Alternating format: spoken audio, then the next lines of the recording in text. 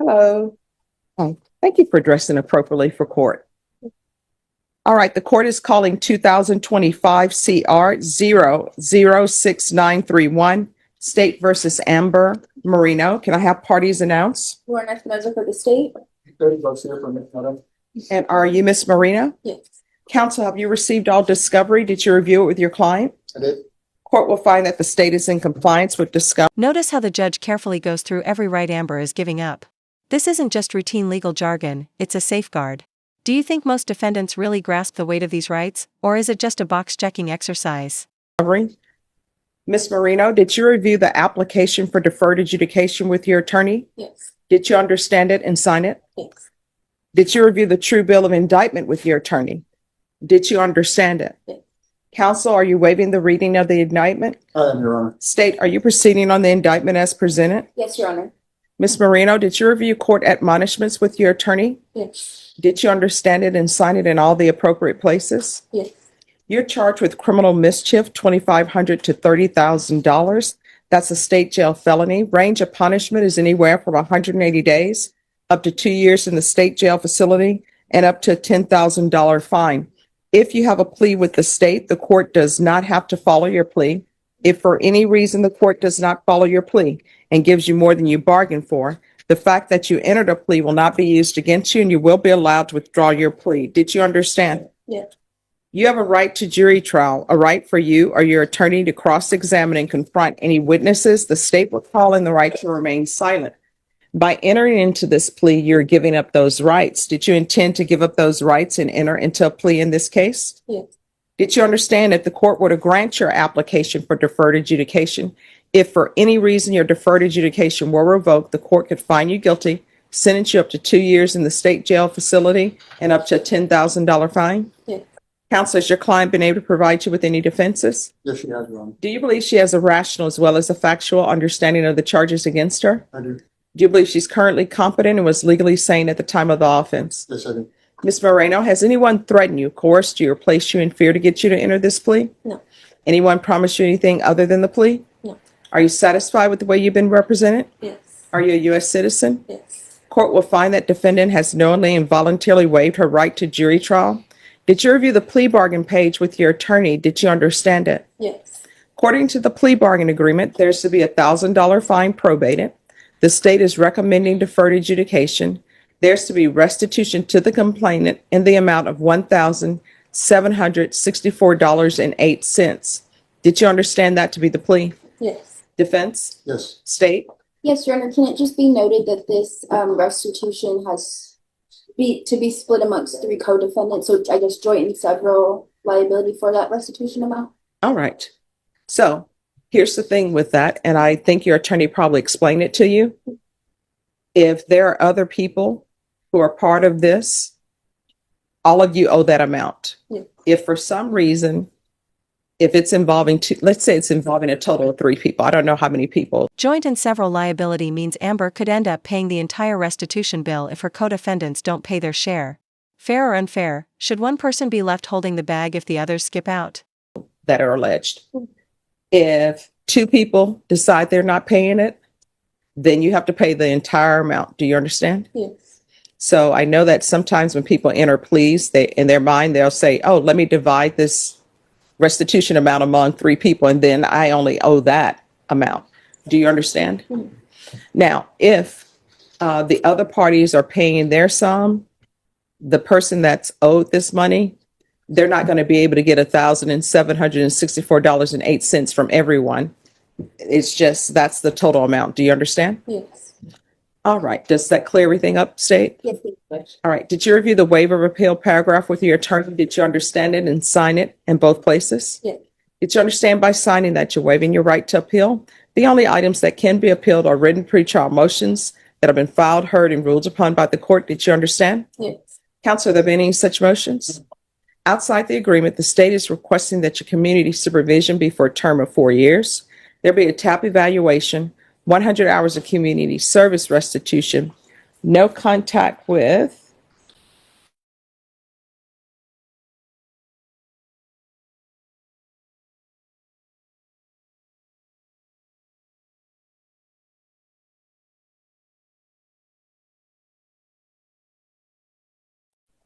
Did you understand those were recommendations from the state and the court does not have to follow those recommendations? Yeah. Then to the offenses charged, how do you plead? Guilty, not guilty, or no contest? Guilty. State, any evidence? Yes, state offers what has been marked as State's Exhibit 1.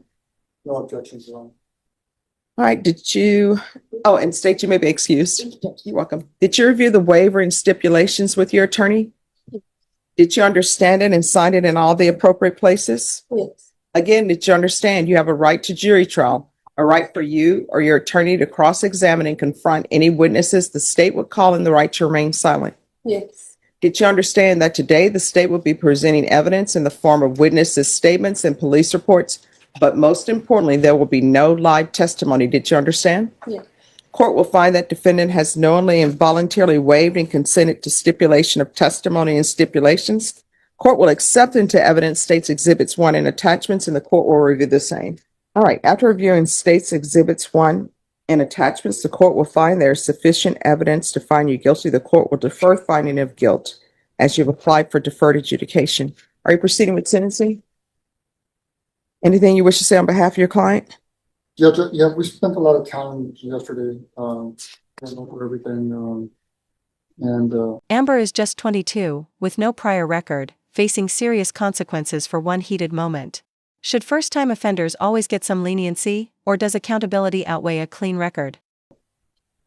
she's agreed to accept responsibility. I time to plead guilty, and I suggested to her to plead guilty, because she is guilty, rather than try to hide behind a no contest plea. So that really demonstrates an acceptance of responsibility.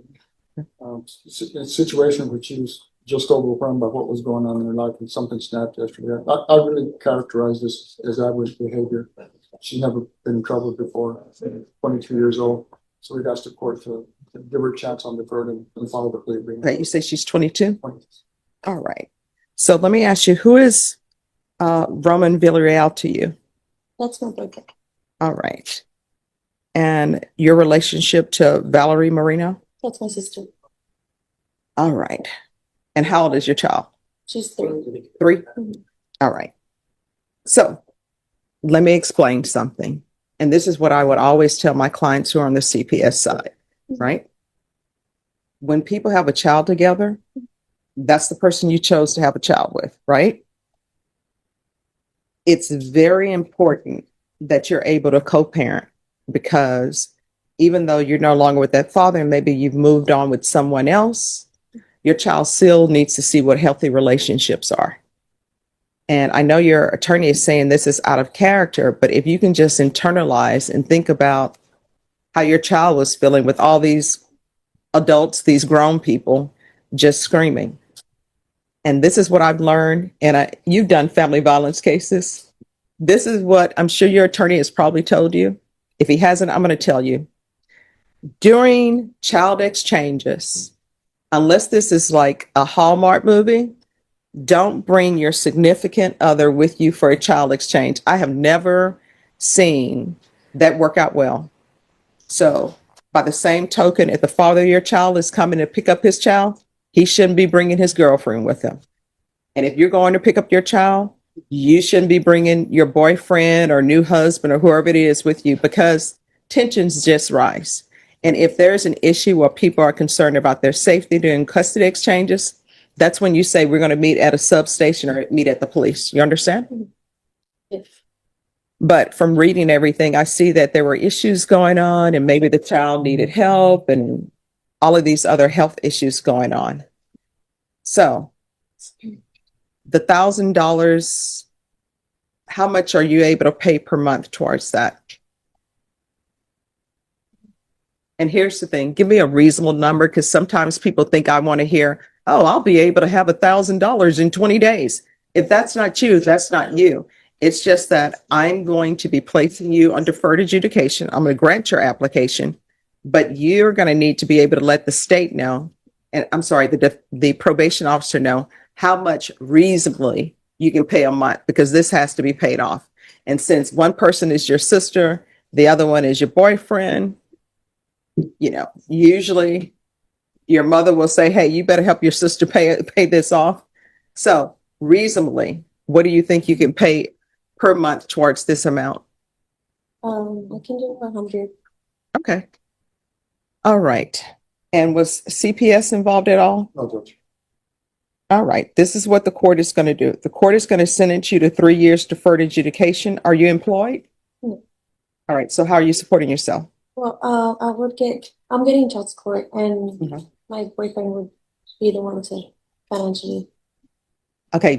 Here's the thing that, as a side note, you never know if a boyfriend is going to be around for the long haul. You never know if somebody has a girlfriend, if they're going to be around for the long haul. So you need to be able to say, because you have a child, you need to be able to say, you know what?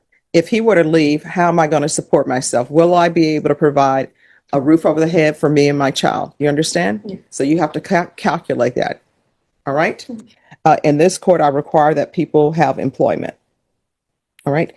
So there's to be regular reporting by Zoom or in person, regular random UAs, proof of employment within 45 days. There's to be no employment as a home health care provider or with minors. There's to be restitution of $1,764.08 to the complainant.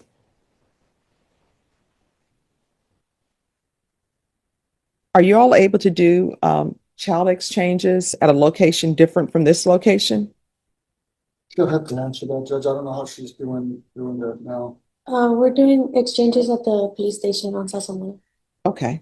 All right. So for now, you can't have contact with that specific address. State and the complainants don't want her back at the address, correct? All right. So you can't have any contact at that address. If there's an emergency that comes up with your child and it's at that address, then you'll probably have to call the police or somebody for a welfare check. Your attorney will let you know what to do in that situation. Okay. Okay. So there's to be no contact with the location. And at some point, if things go well, the complainants may decide that it's okay for you to have contact at that location.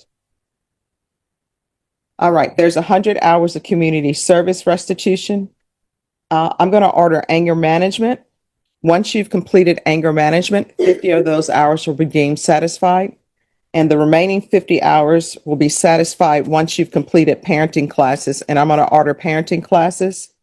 Field visits 1 time per month for 3 months. And there's $1,000 fine, and that will be probated.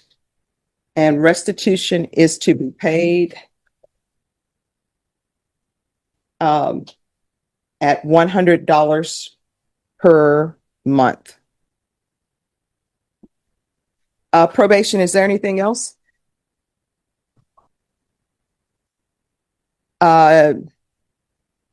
No, there wasn't a request for a no contact with him. Just the address. I have one more thing, Judge. Yes. What would you set the supervisory fees at? Set them at the minimum because of. In regards to that, legally, now that they've changed things, she'll have to fill out a form. And once she fills out that form saying that she's indigent and provides proof, I'll receive notice of that. And then I'll be able to make a decision on that. And can she get that form from probation? Yes. Okay. All right. And what I can tell you, supervisory fees, they help probation run their operations. Okay. Okay. All right. Is there anything else you need from the court? Did you review the document entitled Trial Court Certification of Defendant's Rights to Appeal with your attorney? Did you understand it and sign it?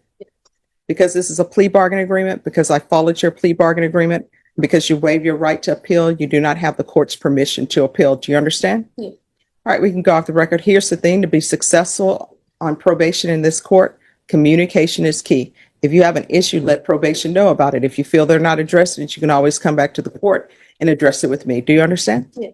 All right, good luck to you. Make better decisions, okay? Thank you. All right, you're welcome. Thank you, counsel.